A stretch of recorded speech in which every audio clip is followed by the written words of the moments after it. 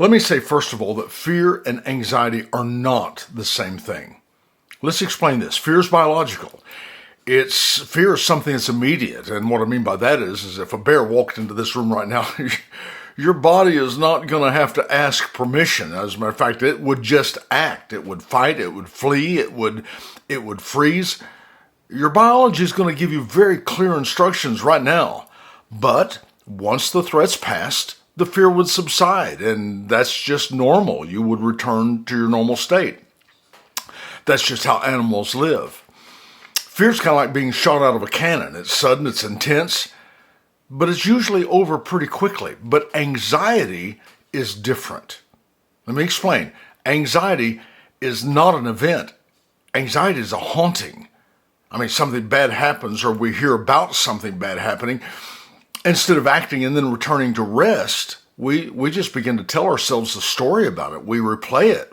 We narrate it. We imagine it forward. Back in the 1990s, there was a group of psychologists that got together and they were asking a very disturbing yet a very important question, and something I thought was very interesting. Why are humans the only creatures that regularly take their own lives? There's no other animals that do this. You're not going to find that anywhere. But the researchers concluded that the difference is language. Think about that for just a minute. The difference is language. Humans, they have the ability to use language to create this abstract vision of the futures. I mean, stories so terrifying, so overwhelming, that the imagined future feels worse than death itself. And said when a person chooses death, they're not actually choosing it over life. They're choosing it over the story of fear that they're trapped inside. So fear is an alarm, but anxiety is a narrative. Fear tells you what to do now. Anxiety tells you what might happen forever. Fear kind of protects the body. Anxiety torments the soul by turning fear into a story that never ends. I mean, that's how intense it can be, and it can be very tormenting. But there's good news to this, because there's a way out. There's a way that you need to handle this, okay? Let's look at it this way. If anxiety is a story, then it's not sovereign. And if it's a story, it can be interrupted. See, you're not powerless against anxiety. You're just simply listening to the wrong narrator. Fear belongs to the body. It's a natural response. Anxiety borrows the body, but lives in the imagination. And the same gift that makes anxiety possible, which is language, is also the gift that makes freedom possible. Because language can replay fear. It truly can. But it can also name truth. See, truth is very important here. Anxiety says, what if this never ends? But truth speaks up and it says, wait just a minute. This moment is not eternal. Anxiety might say, you won't survive what's coming. But truth says you've already survived more than you even remember. Anxiety, it kind of projects a future without God, kind of without strength, without grace, without anything.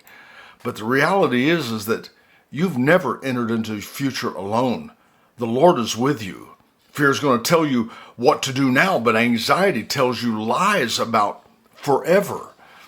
And the moment you stop arguing with the story and you start returning to the present, and that's exactly what you got to do. You got to look at things not as what you're afraid of, but as what they are. To breath, to prayer, to truth, to quiet the voice that says to you, you're here now, you're safe now, you're more than enough now. Then that spell will begin to break.